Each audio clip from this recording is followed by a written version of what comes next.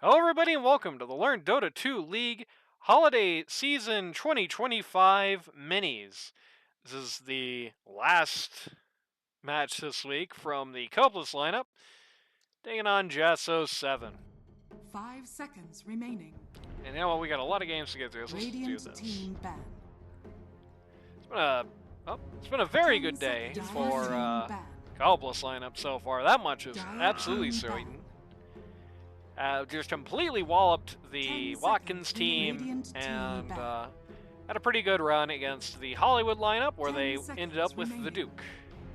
5 seconds. The Jaso team, God knows what they've done up to this point. So. Dire team ban. I do not know the results yet. I will after this recording session, but you know. All I know is I'm facing Watkins Sunday. That's all I know right now, basically. All I know is I'm facing Watkins this Sunday, and King is 0-3. That's all I know. 10 seconds remaining.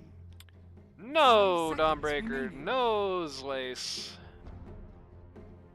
No Tusk, no Clock. Banning out a lot of the things that have been, again, just the same strategy as last time. People are just looking at what Coplice ran last game and just banning that exact damage. I don't know if this is necessarily to your advantage to do that. I mean, again, I can definitely understand why.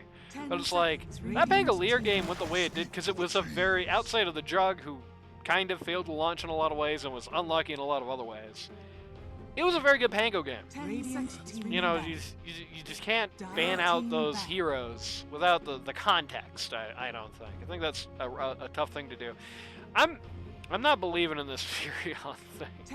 I'm not believing in this first pick Furion. I can definitely say that here at the end of this week. It feels like every time we've seen this first pick Furion today, it's gone kind of bad. Voker coming out next. 10 seconds remaining. 5 seconds Presumably remaining. positioning that to flex, I guess. Because if they don't like it on Adam, they can put it on the Space Cowboy. But I think it's kind of a weak P4. I think you just generally want it mid. I think it's a hard argument to flex.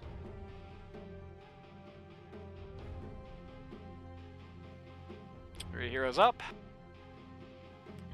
Thinking hard about it.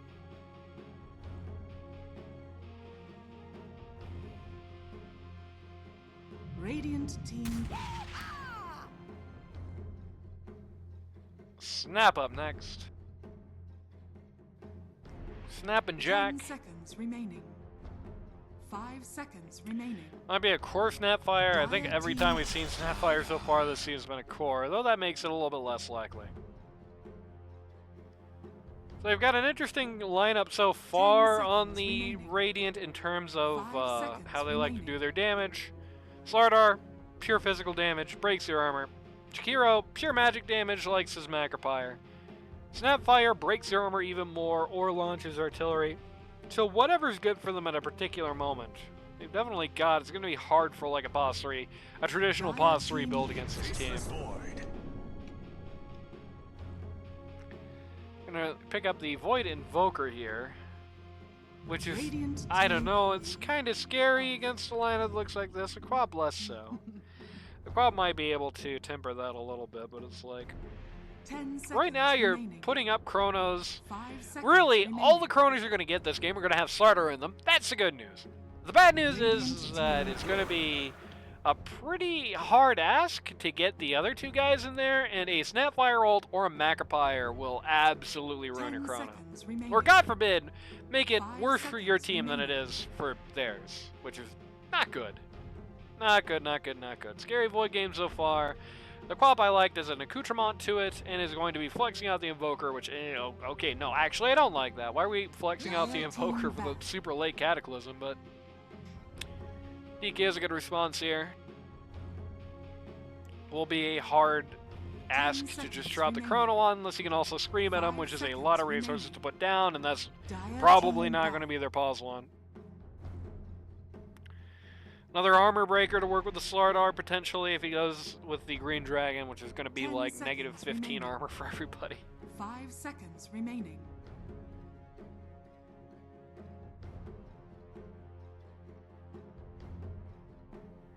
I can definitely say this. There's a lot of really squishy guys on the Dire. If I was Coplice, I would be thinking about a guy, especially it would be nice with CC, who's going to be able to do a lot of right-click damage and take advantage of this anti-armor. Something like his Sven Wraith King to round us out. Actually, you know what? Yeah, why am I even hesitating on that Wraith King here, obviously? Like, capitalizes on the armor break, has a metric load of CC, and literally does not care at all about the Chronosphere. Also gives a nice little AoE slow to help out your Snap Jakiro. 5 seconds remaining. Slam dunk, I think. Not something the Quap wants to go into. It's fine for the Invoker, but he's a support. Dire team. I'm gonna go with the Sven, which also isn't bad. A little scary to survive the Chronosphere, but he can. 10 seconds remaining. It's not impossible, especially if you get 5 your seconds remaining. War Cry up.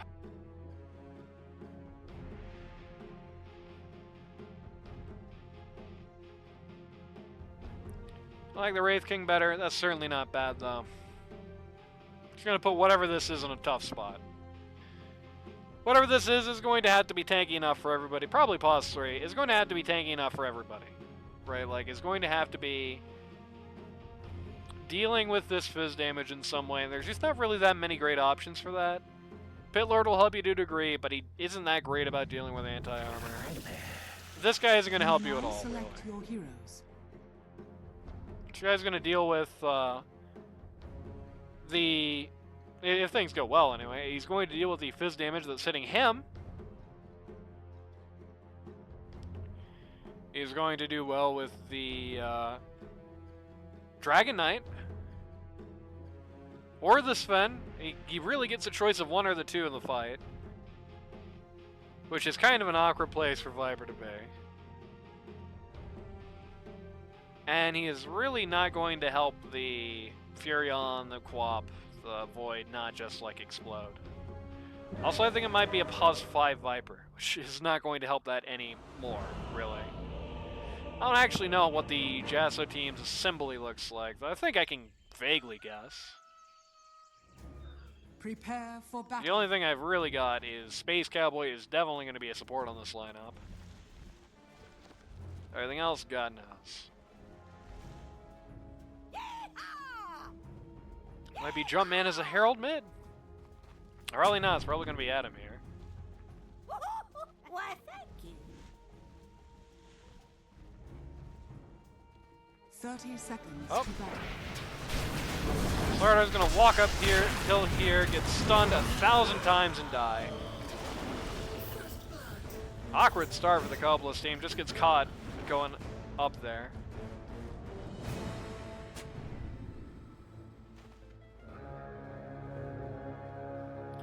The good news is that they found everybody on the Jaso team, and so are now going to be able to freely get the other 2 runes here. So that, at least, if nothing else.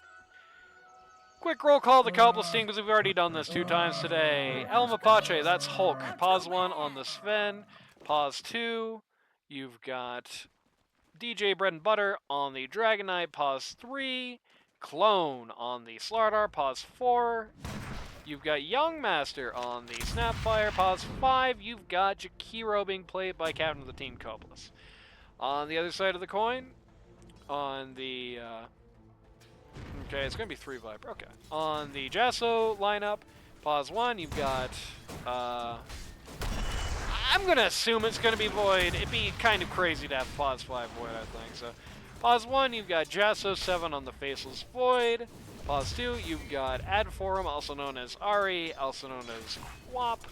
Pause 3, you've got Kingfisher on the Viper. Pause 4, you've got Space Cowboy on the Invoker. Pause 5, you've got Jumpman on the Nature's Prophet. I'm gonna find Coplice here, just get rid of him. Using the Q, level 1 for Viper.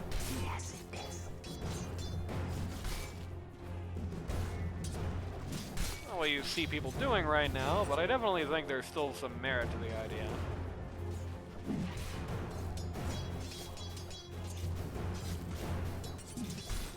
This only then going to start going in another toxin. See this happen to Furion here. He's just gonna... Okay, he's just gonna get shot by the full bore. Get a big hole in his broccoli head. 1-2 now, favoring Coplice lineup, who's also on top of the last hits here. Definitely having a good start to the affairs here.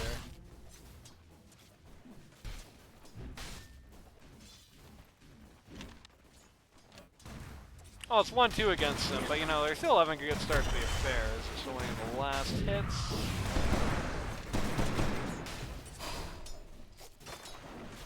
They're just gonna lose a lot of HP just coming in here.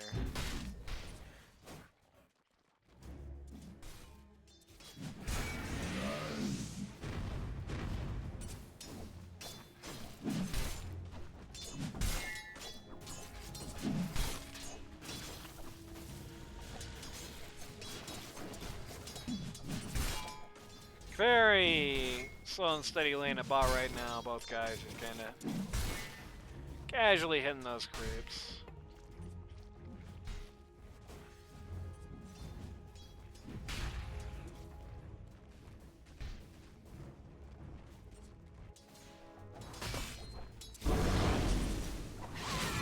Really very slow lane now, every lane. Basically everybody pretty high health. Doing okay. DJ Bread and Butter getting a little nutty here at mid. Especially with Adam having a water room bottled already. Not gonna win this trade, but we'll get the creeps at his tower, I guess. Where is that? Is well on top for last hits. Well, is on top by 5 for last hits. Up by 4 denies. Mop is not actually denying anything yet.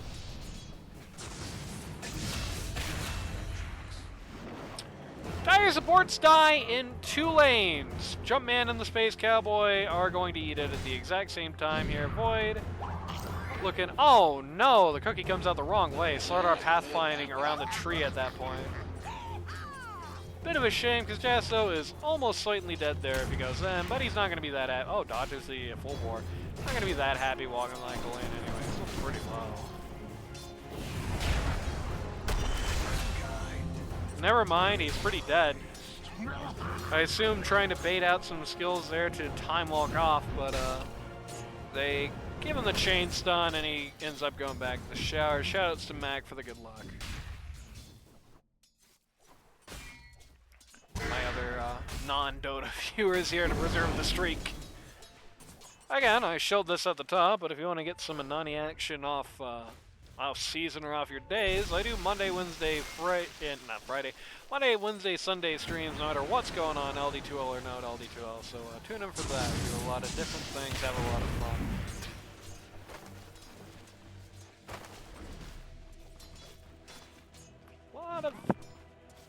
A lot of bad stuff in Coplice here.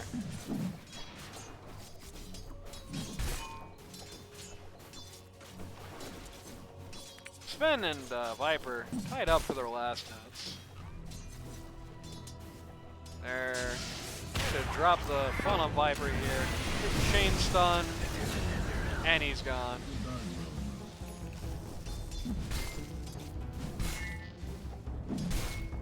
Just gets mauled very quickly. Before you get those levels of corrosive skin in. You know, it's kind of one of the downsides to the new model Viper build. Is, not that it would have particularly mattered. He would have had 2 points in both. Is, you do not get that much magic resist as, with the corrosive skin for a little while. It's just 10% at level 1. So until you get that thing to level 4, where you get 25%, which is quite substantial, it's not going to be, you're not going to be as tanky towards magic as you would with the old build. Traded some of your magic tanky for physical tanky. Aceless Void is going to try and take out this Lotus Pool here. Is not going to find anything. Shoutouts to Laura for the very interesting move. First, Dragon Knight ult. Dragon Knight has been clearly on top of this mid. He is up 20 last hits almost. Dire's middle Up tower about is under 15 attack. last hits, up an entire level. Dire's structures are fortified. He's going to use his inaugural ult to just hit this tower, while Adam's going to use his inaugural ult to try and find spin down here at bot. Is going to make the scream, is going to accidentally throw the DOT at a range creep. Dire's It's not middle going to tower matter is at under all. attack. Radiant structures are fortified. They are going to take this one out.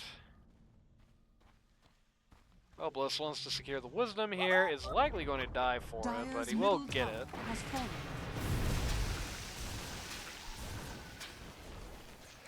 Nicely has a good stun there with the Invoker to actually force people to take a bath in the W, which is kind of awkward. It's something I found out the hard way. If you don't have a way to make the other guy stand in your W, you're getting half the benefit. Radiant's top Really what tower it is is. under attack. Ports are going to knock each other out here in the top lane. Let's actually take a look at that happening. I want to know. Okay, they're going to knock each other out at the Wisdom. It's just going to be the tree DOT after the Furion gets shot to death. Radiant is going to take the first kill and take the Wisdom. So, you know, good news for them. They have now taken the kill lead. They're up 1,000 gold, and the DK is kind of terrifying. Especially considering the Void has had a very bad start. Not like the Void is great at dealing with them anyway. Probably the worst option here. They do have the armor break on the Dragon. Oh boy. So yeah, you get three armor removed from this. You get up to 20 armor removed from this. You get 5 armor removed from this. 28 armor break is a lot. You get 28 armor break, and then you get a guy with God Strength who's about to clock you. It is a lot of modifiers stacked up here. It is fortunate, rather, that it's post-nerf Green Dragon, that's all I'm going to say.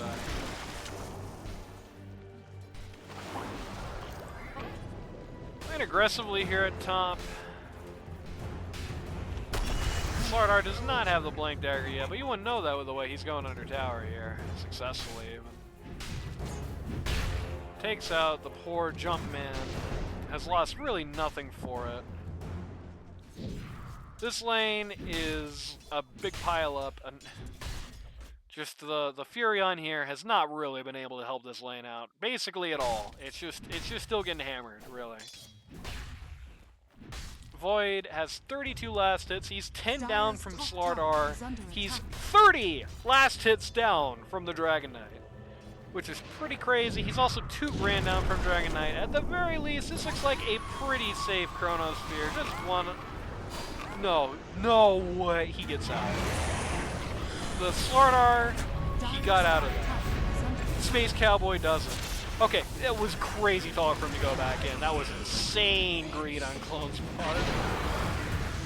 But the DK is not going to show up, is going to turn the Viper to smithereens. Yep, just melts that guy in a heartbeat. They're going to run over Coplice. It's now a 1v3. They do have anti-regen on him. He is going to take out Adam before he goes down himself. That's a 1 for 4. No, it's a 4 for 4, really. Is under attack. Radiant's top tower is under attack. But man, crazy go of events there. Pretty much 2 separate fights that got yanked into one. One 2 for 3, and then 1 for 1. But still.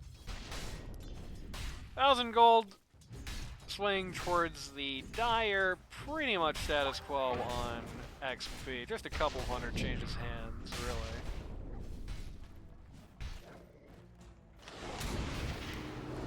Yeah, so Radiant's bottom Kind of tower deep here. is under Slardar attack. had the blink dagger. That would be a very dead man, but he did previously get some kills on not doing that, so you can't blame him for not having it necessarily. Dire top T1 is going the way of the dodo. Goodbye. Melts instantly. It's going to be a great pushing team when it comes to actually beating the tower. Adam may come to regret this. Okay. No, yeah, Adam may come to regret this decision to go in there. They're going to take the Coplice at least. Okay, Jumpman gets killed by a bloody tomato. Well, alright. I don't think they were getting him otherwise.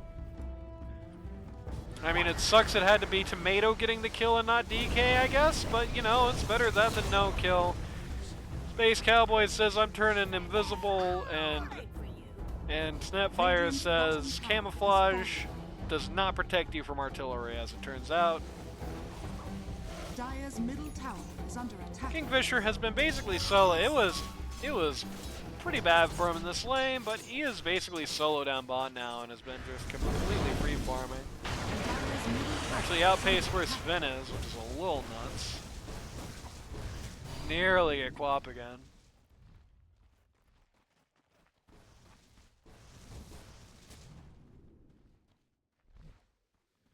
It's basically the only good news for the Dire, as their other cores are really getting hammered. Furion may live this. Good ice path. Not so good W, but it's fine. Even if it is stacked, Purge will be pissed. You went a little far for this kill. Tick-tock, alright. This is probably an appropriate use of the Chronosphere, especially as nobody on the Radiant really wants to do anything about this. Jeez, it's taking them a long time to kill this guy. It took them so long to kill that guy, he almost got Blink Dagger. Dire's top tower is under attack. Goes to the Faceless Void, who you can't say doesn't need it, frankly, at this point. Because Whistleback, not in this game, I'm afraid. I don't think he's been picked once in this tournament so far. I don't think he was picked in the last one either. If not popular right now.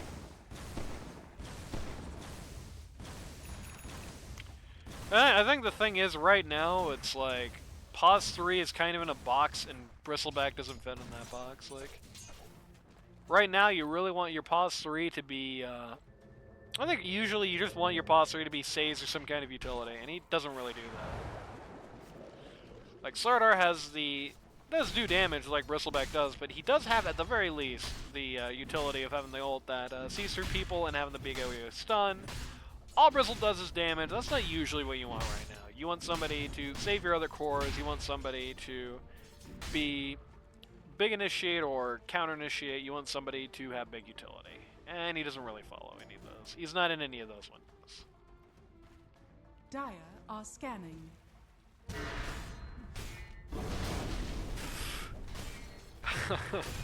Oh my god, he blinks for it. Jaso going with the Helm of the Dominator here, trying to double farm. Bold thing to do. I guess less bold than usual. I was gonna say bold thing to do at an LD2L level. I'll tell you, I think that is firmly a pros only technique unless you have been really practicing with it. Hey, maybe he has. I don't know. DK Jakiro looking for this top team too. Looks like they're going to get it without much of a fuss. Dire is moving in on bot instead. Looking presumably for Sven, but Sven is not in. T2 top going down here. Jack going for the Force Staff, which will be very nice in a lot of ways this game. Sort of has his echo, very close to the Blink Dagger by now.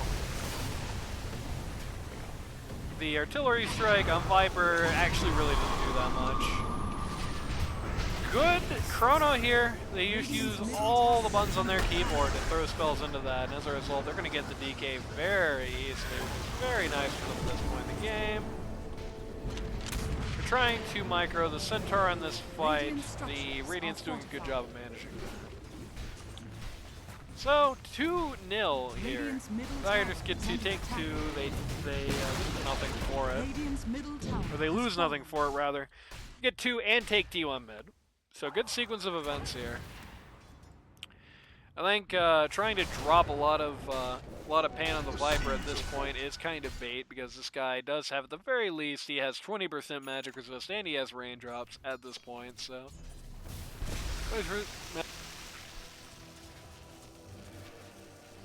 bonus magic resist from the Caustic Pass. So I think anybody else is probably a better target than that. Void is still here, huh?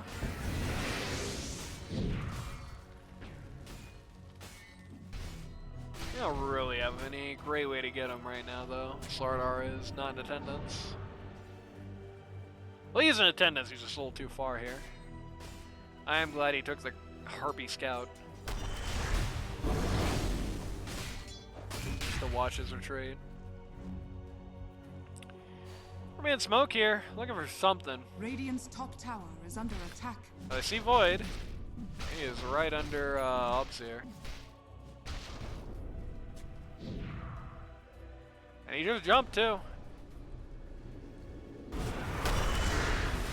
Mirion looks at this gank happening at the very last second, is not quite in the right place to stop anything from happening. The Void is just going to go down. Radiant's top tower is under attack. Like nothing. Artillery strike plus a nice stun from the Dragon Knight is going to finish off Jumpman. Slardar is going to find himself a nice creep. Take out bot T1. Sven is going to try and nuke the Quap, and nuke he does.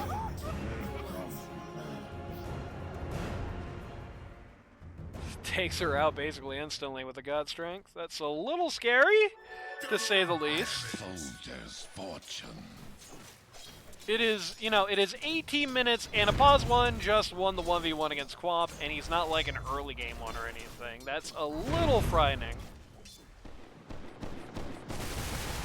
Found Viper in the jungle, just hammer him immediately. He does look a little stunned, honestly.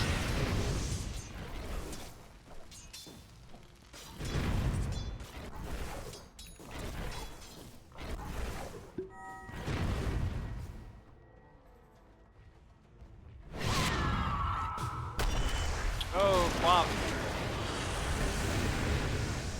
I think that's supposed to be a bit of a bait. Where's Chen? Not in this game, sadly. Also hasn't been pegged. Well, somebody actually banned at one of the games today. War Staff, Jack! Come on! War Staff him! War Staff him! There we go.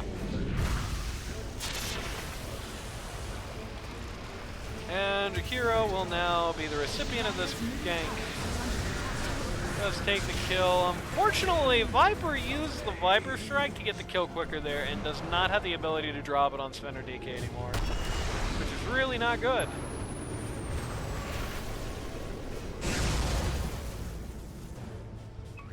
Boing! Sven is dedicated to killing Viper, and a Viper he does get. Well, the rest of his team cleans up the Invoker in the back line there. Very long and complicated little fight. Ultimately 1 for 3. 2k net worth swing. 3.5k XP swing. These XP swings are much bigger than they usually are, it feels like. This is a pretty commanding XP lead for the Radiant right now. Like, the highest level guys in the Dire are the same level as Radiant supports, basically. Which is a little rotten, and Sven is like 5 levels higher than anybody else. About to have the BKB on him, which is not going to help the Viper Strike, which is really annoying for him, but will help with most other things, and thus far he hasn't really been Viper stricken, to say the least.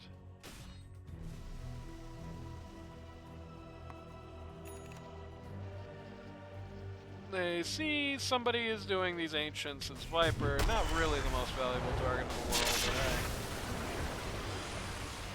hey. Immediately the Viper Strike comes out, no real follow-up, the Sword Art just runs away. Radiant secure the Wisdom. Look like they want to hit bot T2 here. Radiant's top tower is under And a attack. bot T2 hitting, they will Radiant's go. top tower has fallen. They're going to lose T1 top themselves, but... Dire's Again, bottom very tower good tower has pushing fallen. skills on this lineup. Radiant's top tower is under attack. Really, mostly the DK ult and innate, but the Snapfire armor break of the tower Dire's certainly middle does not tower hurt is anything. under attack.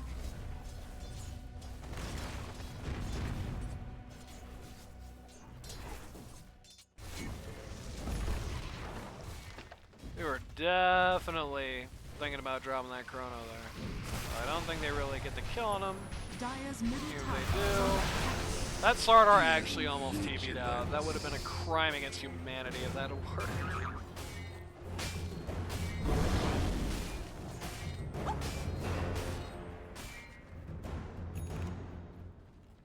BKB up nearly on the DK.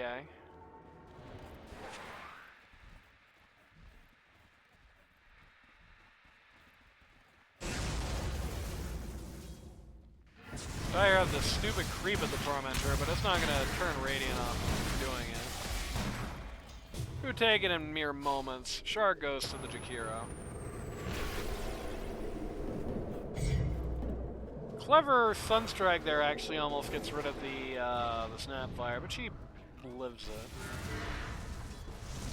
They found the... Oh man, they found the Faceless Void there.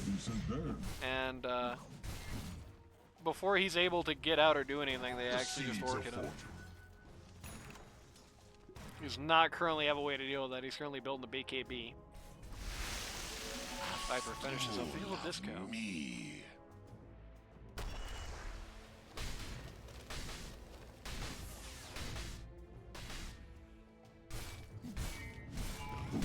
Very sad game for Furion because it's like realistically, it's not like he's doing worse than the Snapfire, Dire's right? middle He tower has is under he has attack. more deaths, but he's on the losing team, so that makes sense. The Snapfire is considerably Dire's poorer than him, middle but tower Snapfire has just goes so much better with the rest of the comp comparatively. Whereas the Furion was very clearly just something they picked to flex, but Dire's like, middle tower is under attack. you know, there's something of an art to like flexing a pick, right? Like you can't. It's not just good necessarily to flex. The hero has to make sense where they go to. And the Furion just does not really fit this comp at all. You know, they did successfully prevent the. It's really less that they had a crazy clever flex, and really more how they just kind of scuttled the pick here. Here's a Cataclysm from the Invoker, but it doesn't do anything.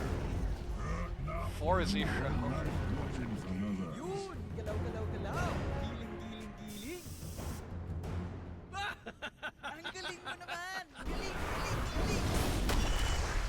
Snapfire, just keep saying things in chat I don't understand. Everybody wants to get the Invoker. Everybody gets the Invoker.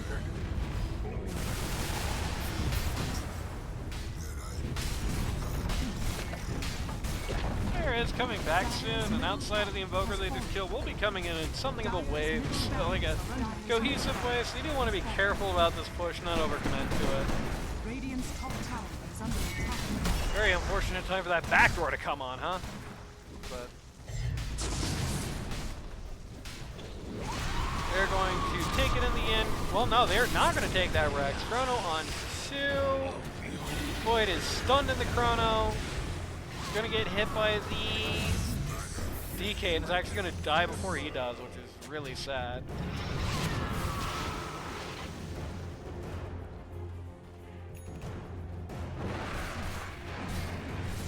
They did get a kill on the DK, which was a very big kill. But they lost the Void for it before it happened, so he didn't get a piece of it.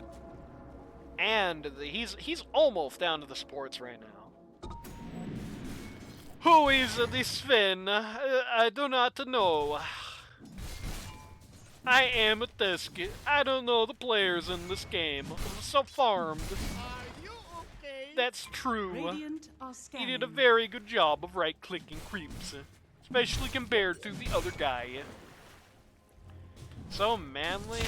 I don't know. This guy seems this Sven player. He kind of seems like his idea of manly is like putting on a lot of Axe body spray after gym class. Not as manly as a DK. Oh!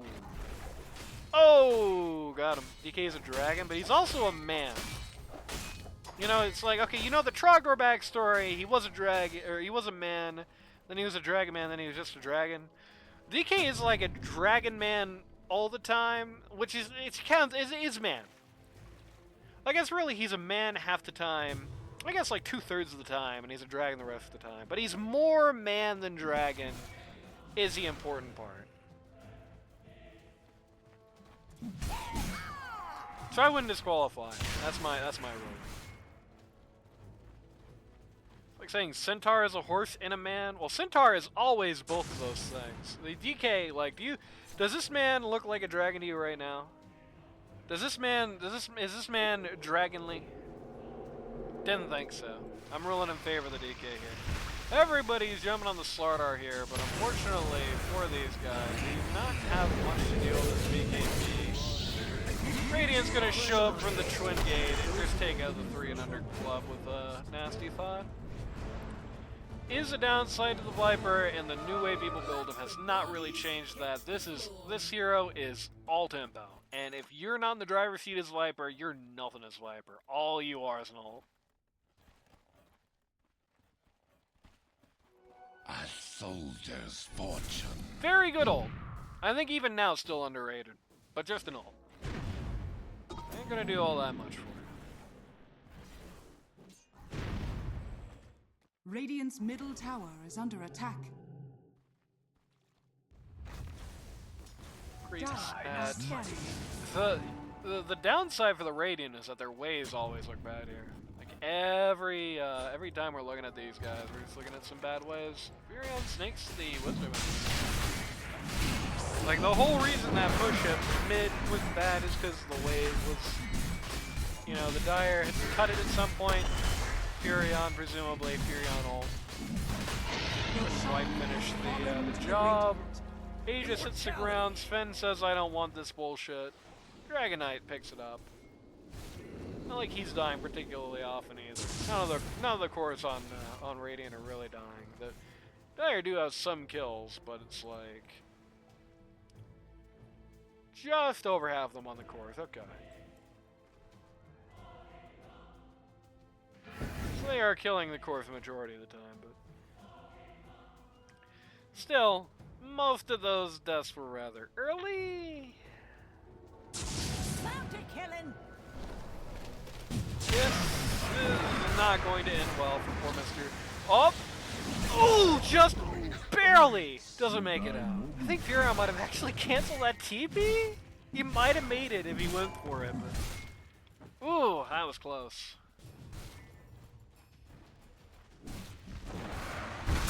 Oh! Ah! Oh no! Oh no! The chrono on 0. The Radiant is scattered to high hell in a terrible position for a fight, and they still win at 1-2. Oh man. Poor Jaso. Oh, the chrono on 0, you hate to see it. What a cookie? Yeah. That is true. It wasn't like he whiffed it. It was going to be a better chrono, but the Radiant's cookie courier has been killed. fixed it for them. Dire's middle barracks are under attack. Grandma, who doesn't know dick about this game, knows that that's really bad, as you can see. Dire's middle barracks is falling. Goodbye, Space Cowboy. gonna try and do something to spin here. He is not the Aegis carrier, so this is kind of scary. Buyback on Faceless, but he doesn't have what he needs.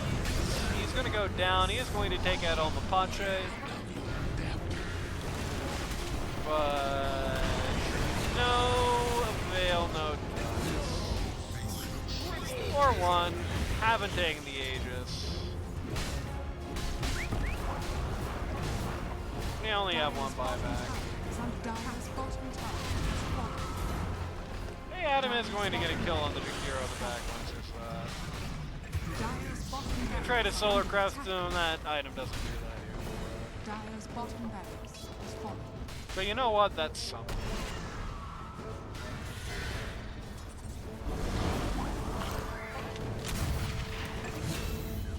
Might have been better to hold the Orchid until after the stun. That was probably just to make sure the stun wasn't dodged.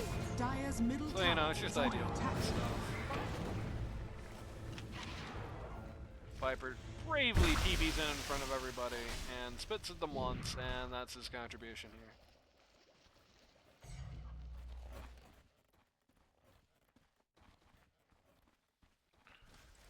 I'm just gonna, you know, we have a lot of matches tonight and all that.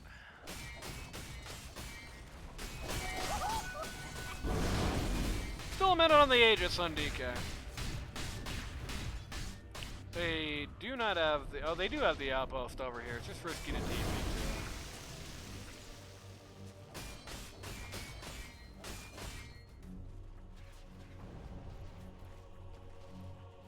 Radiant are going to take it slow. It almost looks like Radiant is planning around the next Roche already. Bloodthorn up on the DK, Ags up on the Slardar. Which, gonna make him a lot tankier. Sven solos a Tormentor, and what do you know, gets a shard for it. Gonna just, if you think about it, just gonna make the Chronospheres even worse when he's not Viper-stricken. Slardar gets the jump on the Viper there, scares the bejesus out of him, doesn't really follow it up at all. Radiant is just positioning here to just go uphill. They're not playing around it. Next Aegis, they don't really care anymore. They got Swift Blink on the spin. Just gonna hit all this button and just kill the Viper before he's able to do anything. Chrono up really just on the Jakiro. He almost dies in the Chrono and does fall immediately afterwards. What a landmark game for Jaso. Jumpman going to follow. This is a 10-car pile-up. Space Cowboy calls the G's, and we're going home. Rogue Knight claims another.